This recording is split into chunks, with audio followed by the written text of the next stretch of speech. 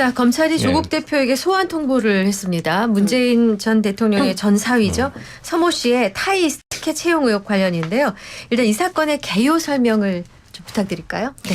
이게 그 문재인 정부 시절에 있었던 일인데요. 2018년 3월에 이상직 전 의원이 중진공, 그러니까 중소벤처기업진흥공단이라는 곳이 있습니다. 네. 여기에 이사장으로 임명이 돼요. 네. 그런데 그 같은 해 7월에 이 문재인 전 대통령의 지금 사위는 아니고 전 사위예요. 전 사위인 서 씨. 네. 서 씨가 그 타이이스타젯이라는 회사에 취업을 하게 됩니다. 네. 타이스타젯은 이상직 의원이 소유를 하고 있는 회사였는데 태국을 본사로 하고 있어요. 네.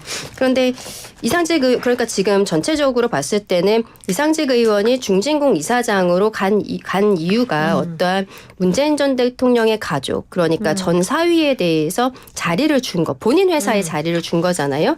이게 어떠한 뭐 뇌물이라든지 관련이 있는 것이 아니냐라고 해서 계속적으로 수사를 하고 있는 과정이거든요. 네. 그래서 조국 대표에게도 소환 통보를 하였는데 당시에 비서실장이 임종석 실장이었었습니다. 네. 임종석 실장이 임원추천위원회 위원장이었었어요. 네. 그래서 이상직 의원을 중진공 이사장으로 처음에 내정이 되었던 거 아니냐. 네. 공모라는 것은 그냥 외관만 있었던 거 아니냐. 그리고 임종석 실장이 거기에 개입했었던 것이 아니냐라는 의혹으로 이미 그 20일에 소환 조사를 했었는데 당시 임종석 실장 같은 경우에는 검찰에 들어가기 전에 앞에 인터뷰를 하면서는 억울하다라는 네. 형태로 이야기를 하였지만 실제 조사에 들어가서는 묵비권을 행사를 해서 한 3시간여 만에 조사는 마무리된 것으로 알려져 있습니다. 그리고 조국 대표 같은 경우에도 당시에 민정수석이었어요. 그렇죠. 네. 그렇기 때문에 여기에 대해서 다 알고 있었던 거 아니냐? 민정수석이라는 것이 인사라든지 이런 뭐 이 비리라든지 그 인사를 받게 되는 사람의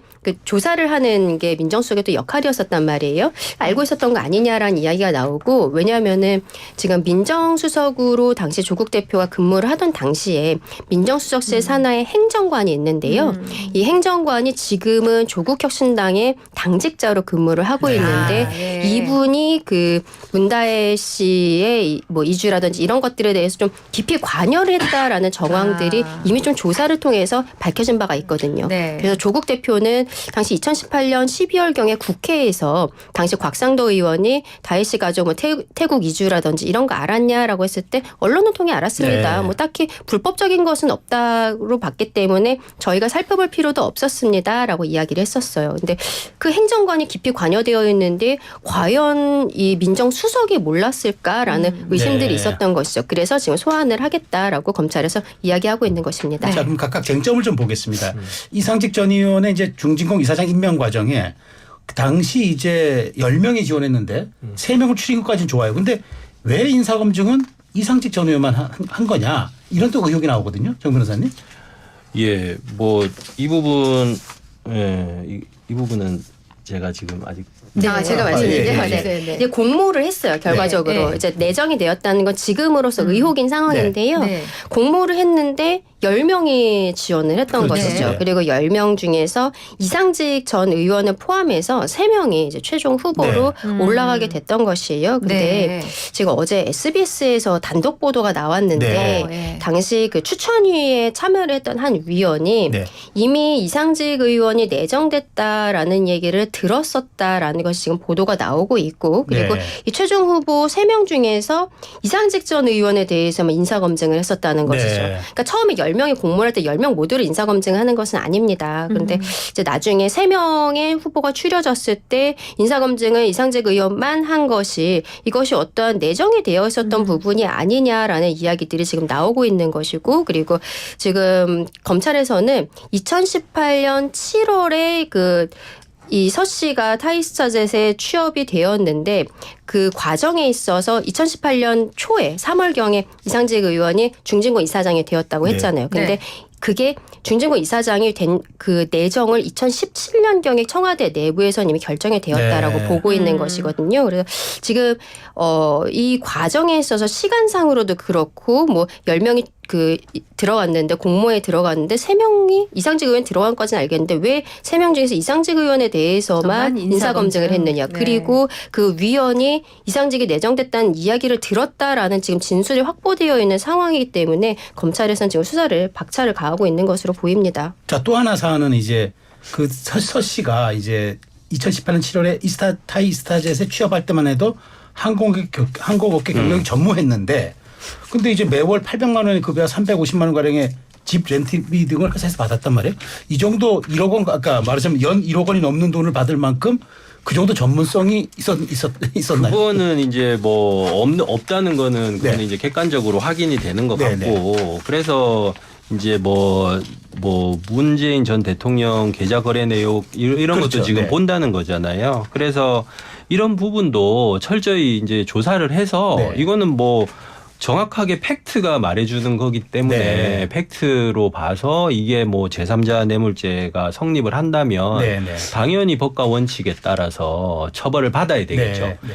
근데 이제 제가 이제 말씀드리고 싶은 거는 이게 어떤 우리 국민들이 검찰에 대한 신뢰라든가 네. 법 집행에 대한 신뢰라든가 네. 이런 것들이 이게 칼날이 한쪽으로만 들고 한쪽은 무뎌버리면 안 된다는 거죠. 그래서 이제 김건희 여사에 대한 어떤 이런 결론과 지금 대대적인 이스타 항공역에 대한 어떤 수사나 이런 부분에 대한 어떤 형평성 네. 이런 것들도 담보될 필요가 있다. 이렇게 지금 제가 말씀을 드리는 겁니다. 문재인 전 대통령의 딸 다혜 씨 같은 경우에 네. 지금 언론에 많이 보도가 되었는데 지금 정 변호사님 말씀해 주신 것처럼 문재인 전 대통령 부부의 계좌도 지금 열어본 것이 2018년에서 2020년까지 태국에 머물고 있었어요. 근데 네.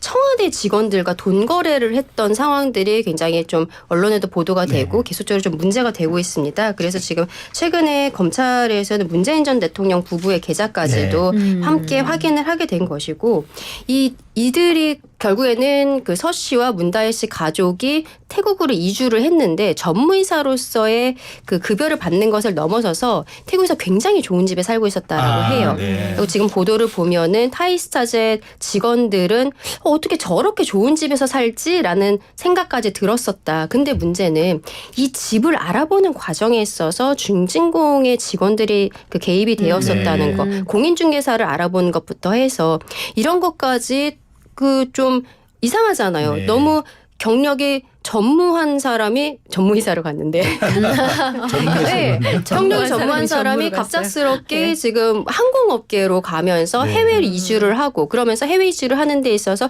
집은 중진공 직원들이 알아봐주고 네. 타이스타젯에서는 급여를 많이 주고 그 지금 한국에서도 월 350만 원 정도 되는 집이면 꽤 좋은 집인데 네, 그렇죠. 태국에서는 훨씬 더 좋은 집일 거 아니에요. 네. 그래서 그때 뭐 직원들은 이상직 대표의 뭐 가족인가 이런 생각까지 했었다라는 그 진술들이 이미 네. 언론을 통해서 보도가 되고 있거든요. 그래서 이 부분에 있어서는 좀 뭐 시기상으로든지 좀 상황이 결국에는 수사가 다 이루어져야겠지만 조금 의심스러워 보이는 것은 사실이다. 그리고 임종석 실장은 묵비권 행사를 지금 하고 있는데 조국 대표도 묵비권 행사를 하겠다는 식으로 지금 이야기를 하고 있어요. 그렇습니까? 네. 네. 근데 조국 전 민정수석을 검찰이 소환하는 게 어떤 특혜 채용 관련해서 어떤 내용을 확인하려는 거죠? 아까 말씀드린 것처럼 조국 대표가 당시에는 알고 청와대의 민정수석이었었거든요. 네네. 민정수석이었기 때문에 이상직 의원이 중진공 이사장으로 들어가는 것에 있어서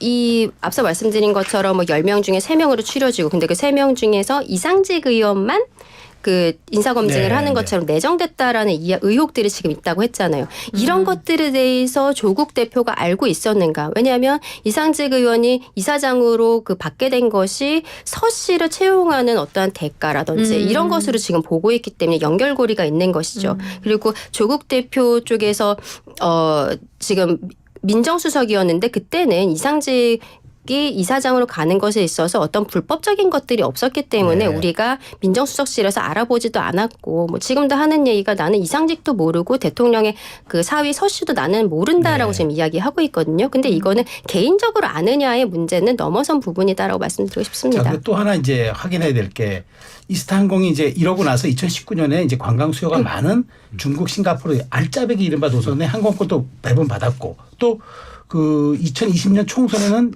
바로 이상직 씨가 그 전주을 지역구의 민주당 공천을 받아서 국회의원이 됩니다. 이것 또한 대가성이 아니냐. 검찰도 이것도 들여다보는 것 같아요. 그리고 들여다보는 것 같습니다. 예, 그래서 지금 뭐 이 검찰에서 이런 부분에 대해서 이게 처벌하는 거 이거는 그냥 법과 원칙대로 하면 될 것 같은데요. 네. 저는 이제 정무적으로 이 상황을 한번 보고 싶어요. 정 변호사님 보기에 이건 대가성이 있다고는 보시나요? 그거는 제가 지금 여기서 말씀하기는 좀 힘들고요. 네네네. 그런데 이제 정무적으로 봤을 때 지금 보면은 우리 용산 네. 윤석열 대통령 봤을 때 지금 일단은 뭐 이재명 대표 이쪽은 뭐 적이고 네. 그다음에 지금 한동훈 대표나 이쪽하고도 지금 뭐 사이가 그닥 좋다고 할 네. 수가 없고 그다음에 굉장히 친한 뭐 이철우나 이종찬 뭐 이렇게 예. 강복회장이나 이쪽 이제 친한 그룹도 또 떨어져 나가고 네.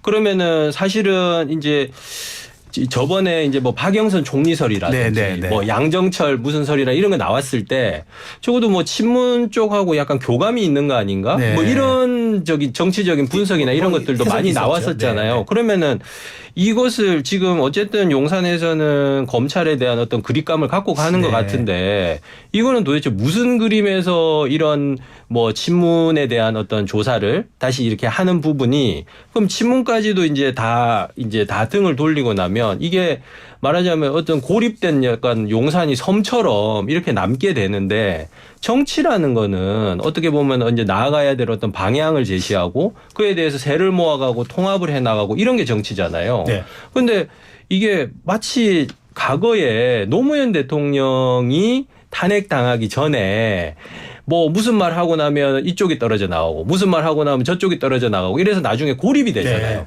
약간 그런 것들이 보이는 거예요. 그래서 제가 이게 정치적 상상력이 아까 전에 좀 뛰어나다고 말씀하셨는데 자꾸 그런 정치적 상상이 됩니다. 근데 예. 이거는 그 네. 사실은 이거는 이제 뭐 정부적 분야가 아니라 네. 위법 사항에 대한 그렇죠, 어떤 그렇죠. 그 소추에 그렇죠. 대한 부분이니까 네, 그러니까 그건 좀 정치적 환경과는 좀 별개로 해석해야 될것 그러니까 이제 같은데. 법적인 부분에 대해서는 그거는 제 말씀은 검찰이나 법원에서 법과 원칙에 따라서 판단해서 처벌하면 됩니다. 이거를 뭐 검찰에서 이거를 뭐 편파적으로 한다 이렇게 뭐 주장할 수는 있겠지만 네. 이거는 법 절차에서 돌아가는 거기 때문에 거기서 판단 받으면 됩니다. 이재명 대표도 네. 마찬가지입니다. 이 사건 관련해서 네. 조금만 더 말씀드리면은 어떻게 보면은 비서실장이 더 높아 보이지 않나요? 근데 임종석 비서실장을 먼저 부르고 그다음에 조국 당시 민정수석을 그다음에 부르고 있다는 것이죠. 저는 이게 어떤 뜻일까에 대해서 조금 생각을 해봤는데 인사추천위원회 위원장이 당시 비서실장 임종석 실장이었다고 말씀을 드렸잖아요. 네. 그러면은 추천을 한다는 개념에 있어서는 임종석 실장이 개입을 한 것이고 만약에 이게 뭐 유죄가 된다면은요. 그리고 검찰에서도 그렇게 보고 있는 것이 아닌가라고 저는 생각을 하는데 예. 근데 거기에 대해서 민정수석으로서 인사에 있어서의 어떤 승인권자로서 네. 조국 대표가 여기에 관여했었던 당시 조국 민정수석이 관여했었던 것이 아닌가라고 지금 검찰에서는 보는 것으로 봅니다. 지금 그 순서를 보면은 그리고 네. 만약에 조국 대표에 대해서 수사를 하고 필요하다라고 하면 그 위에는 사실상 한 명밖에 없는 것이죠. 알겠습니다. 알겠습니다. 자, 오늘은 시사 맛집 장강 대신 시사 맛집 정강으로 꾸며봤습니다. 강정. 네, 지금까지 정지웅 변호사, 강전혜 변호사 함께했습니다. 고맙습니다. 예, 감사합니다. 감사합니다. 네.